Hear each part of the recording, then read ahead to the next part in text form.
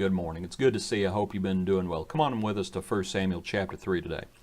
1 Samuel 3, I want to talk about a few lessons that Samuel needed to learn. The context of 1 Samuel 3 is there is no widespread revelation in Israel at this point. The reason for that was because there was a high priest named Eli. Eli had two sons who were as wicked as all get out, and Eli wasn't doing a whole lot to stop it. Now Samuel is just a young boy at this point. He'd been dedicated to the Lord. He's serving there in the temple. And let's get into it. At verse 4, the Lord comes and he speaks to Samuel. And Samuel says, "Here I am." But he runs into Eli and said, "Here I am, for you called for me." And this happens 3 times. And Samuel thinks Eli's calling for him, but it's actually the Lord. Well, to Eli's credit, in verse 9, he says to Samuel, "Go and lie down, and it shall be, if he calls you, that you must say, 'Speak, Lord, for your servant hears.'" And Samuel does that, and the Lord speaks to him once again. Samuel had to learn how to listen to the Lord, and that's what we all need to do. A lot of times, folks, they'll come to me, and they will basically, it's sort of like in high school. In high school, when you really didn't want to study for the test, so you ask your friends for the answer.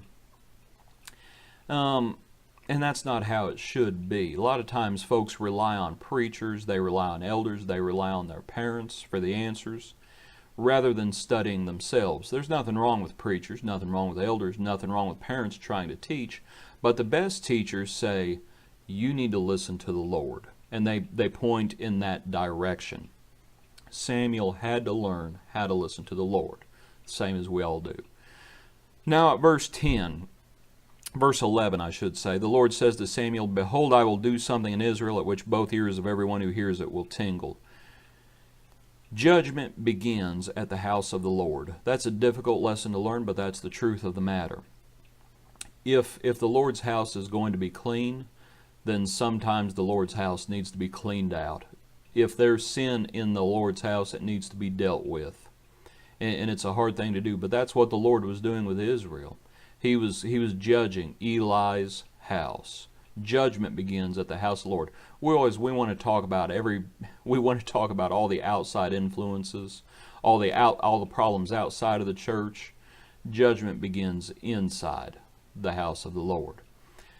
Another point we want to make, though, notice in verse 15, as the day dawns, it says Samuel was afraid to tell Eli the vision. We'll say this. There are conversations that you will be afraid of having. There will be discussions that are awkward. There will be sermons that will be difficult to preach. But you got to do it, and you better not hold back, is what you better do. Samuel was afraid, but he needed to speak up. It was a lesson that he needed to learn. At verse 13, the Lord says, at verse 14, the Lord says concerning the iniquity of Eli's house, he says, "It shall not be atoned for by sacrifice or offering forever." There wasn't anything Samuel could really do about it. He just had to preach the truth of the matter. He just needed to speak the word of the Lord. There wasn't anything he could do that was going to change anything that was going to happen. Now, we'll end on a high note. Samuel was an extremely young man, but service really doesn't know age. Even the very young can serve the Lord.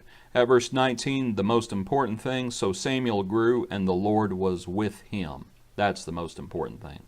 Hope you enjoyed this study. God bless you. Be a blessing to others. We hope to see you tomorrow.